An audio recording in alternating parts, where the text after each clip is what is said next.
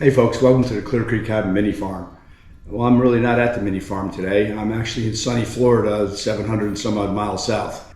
Here today to show you our recipe that we have for making buttermilk biscuits. I've been making these for quite a few years from scratch. They're fantastic. We call them Willy's Buttermilk Biscuits. So come on along, we'll put the biscuits together and show you how they come out. It's a recipe you're definitely going to want to try. So come on along.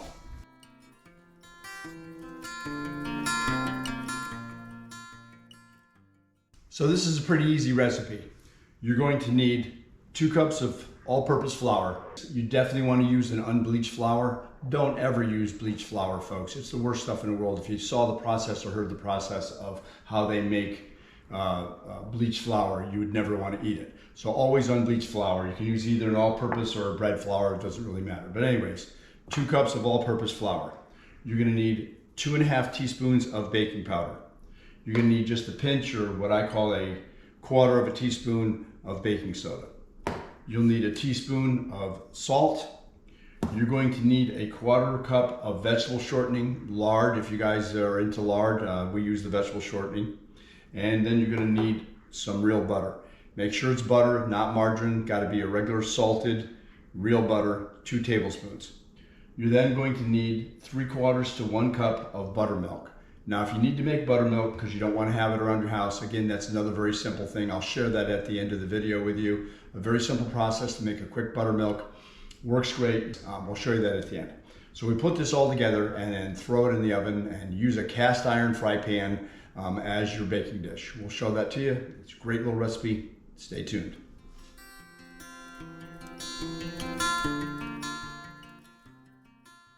Okay, so let's put this together. Here's your 2 cups of flour.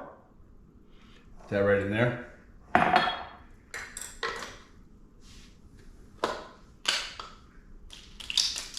2½ teaspoons. Again, this is not my house, so I'm not used to some of the stuff that I'm using here. Okay, here's a teaspoon. 1, 2, and that's about 1/2. Okay, you're going to need 1/4 teaspoon of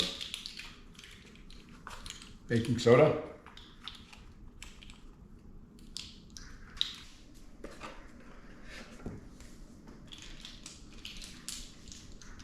Add in your teaspoon of salt.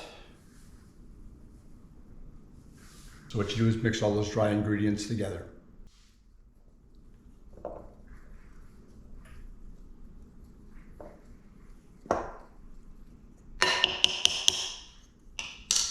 Okay, now comes the fun. Now you have to add in your 1/4 cup of lard or vegetable shortening, Crisco, whatever you want to call it. So just figure out your 1/4 cup there as best you can. Again, this is not perfect recipe, just throw it together. It doesn't have to be exactly perfect. That's great.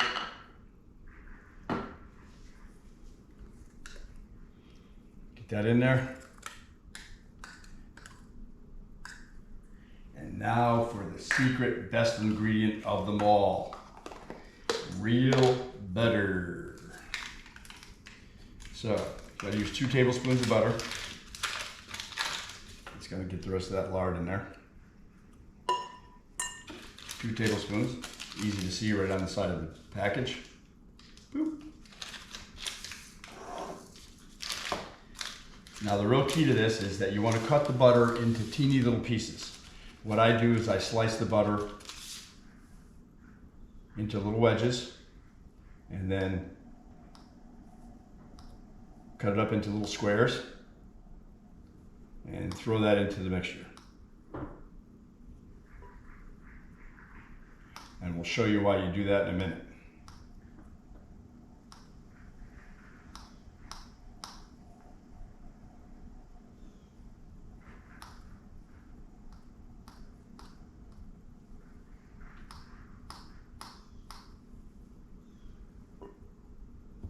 Oops. Hold on there, butter. Hang in there, baby. You'll get in there fast enough. And again, it doesn't have to be perfect. None of this is perfect. Making this kind of a dish is all about love. It's not all about perfect. Okay, once you have your butter and your lard and everything in the dry ingredients, now comes the fun. You get to be able to use your hands and mix it all up and get your hands dirty. Take all the lard and push it into little teeny pieces, and the same thing with the butter.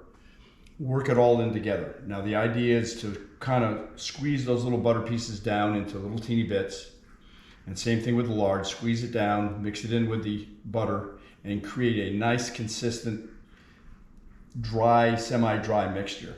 And what you do is get it in there, get your hands in there, go crazy and get it all mixed up. Now if you got a little piece of butter that's left over, a little piece of lard left over that's a little bit big, it's not going to be a big deal, but try to get the majority of it as best you can. Just mix it all in there real good.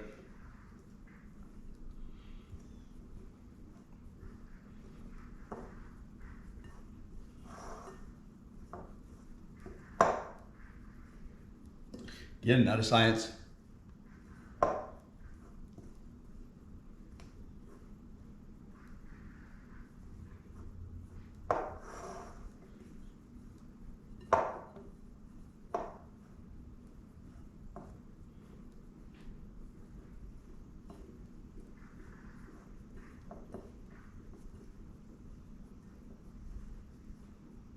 Now comes the buttermilk. Just give it another quick stir. And then I usually add in 3/4 of the cup. Kind of depends upon whether your mixture is exactly 2 cups and your measurements are exactly perfect or not. So you may need a little bit more, but usually at least 3/4 of a cup to maybe as much as a cup. And I can tell right now that it's probably going to need the full cup. So we're going to put it in there. You want your biscuits to be moist. You don't want them to be too dried out either. So this will work. Oh yeah, now we're getting there.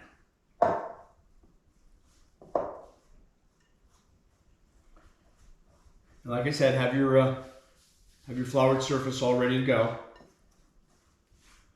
Because now you're going to get your hands dirty.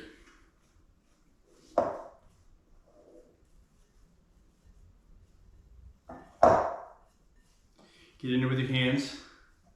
Mix up the batter. You want to make sure it's mixed very well, but you don't want to overwork the batter either. You don't want to make them tough. So just try to do as best as you can to get all the dry ingredients mixed in, scraped off the side of the bowl.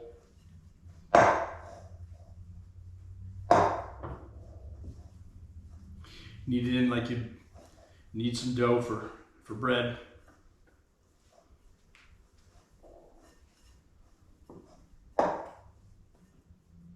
There we go. Hands are gonna get sticky, gonna be a mess. That's okay. All right. Now, what you need to do is get this out on a floured surface.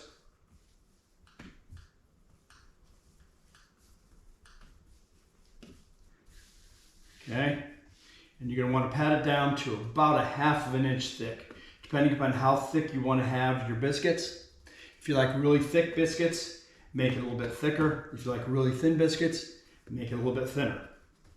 I like to have pretty good sized fluffy biscuits, so I don't usually go too much more than about 3/4 inch, something like that, roughly. And as you can see there, you've got little spots in here that will make it flaky. So what you do now is grab your pan. Definitely got to be a good old-fashioned cast iron pan. This is an old one that I've got. It's an old Wagner, and it's been very well sealed and treated.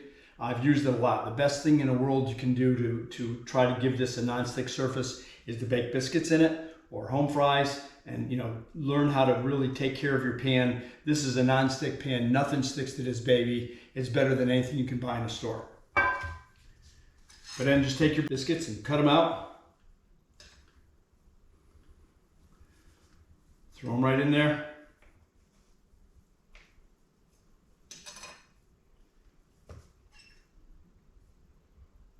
Now sometimes you'll end up with a little bit of the of the batter left over. No big deal, you can just throw it in the oven and make a second batch.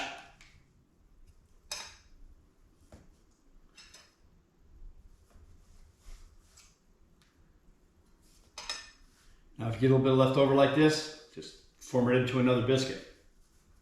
Just rework it. This one may be a little bit tougher than the other ones, but that's okay.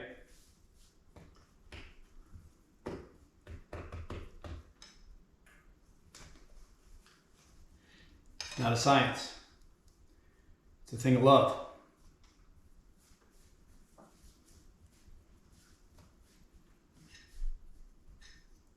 And that last biscuit always ends up ugly. I call it the ugly biscuit in the batch. But let me tell you, it tastes just as good as the others. That's it. Throw them in the oven at 450, 7.5 minutes for the first turn, and then turn your pan at the other 7.5. Cook it for a full 15 minutes. I don't have a convection oven, just a regular old-fashioned oven, 450. Turn it at 7.5 minutes, and then take it out at 15.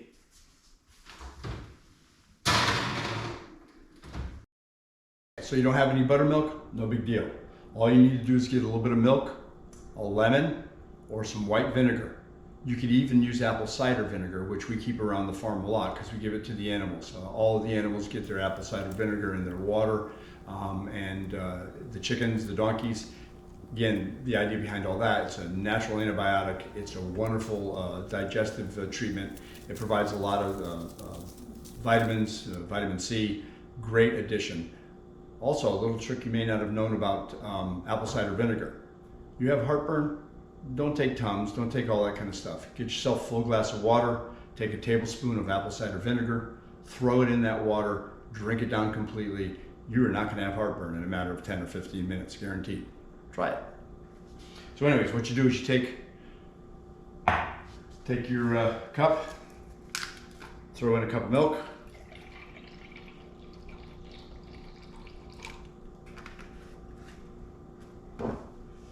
and basically what you're going to do is you're just going to squeeze in about a tablespoon or so of lemon, and again, or like I said, just do vinegar. Vinegar. So basically just take a lemon, squeeze that in there. I use about a half, which is a little bit more than a tablespoon. Just take that, mix that in, set it aside. Now, when you're making the biscuits, if you don't have the buttermilk, make the buttermilk as the first process. That way it gives enough time for the acid in the lemon or in the vinegar to churn the buttermilk and raise the butter out of the milk and create the buttermilk mixture. When you're done, you can just mix it all back together. Now, I've done it this way for years and it works fantastically. You don't have to have buttermilk at the house. A lot of people don't. I don't use buttermilk for much of anything else except for these biscuits. So again, real easy. Cup of milk, a little bit of lemon, let it set aside while you're making the rest of the mix, and then by the time that you're done, stir it up again when you're all done and throw it into your batter. Looks like they're done. Oh yeah, look at them babies.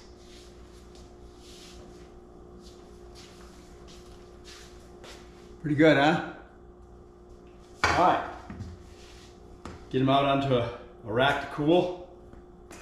Nice and hot. Ooh, baby. Ooh, baby.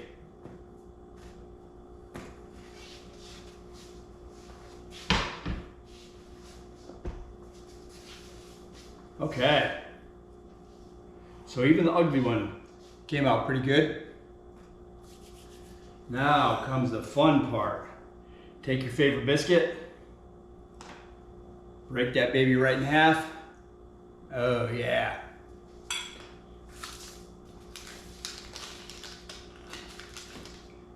Gotta put real butter on it. It ain't real till you put real butter on it.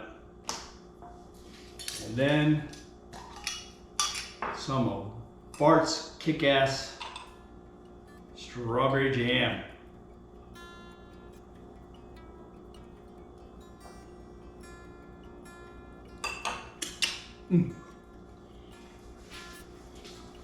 There it is, folks. Bon appetit. Oh, baby. Mm-mm-mm. Mm-mm-mm. Mm-mm-mm. That little sip of coffee. Oh, good stuff. That's it for today's video, folks. Hope you enjoyed it. Stop back and see us here at the mini farm. Well, don't stop back here in Florida. We won't be here. Stop back up in Tennessee and see us at the mini farm next week. Give this video a thumbs up if you like it. Subscribe to the channel. Become one of our family members. And God bless you till the next time we see you.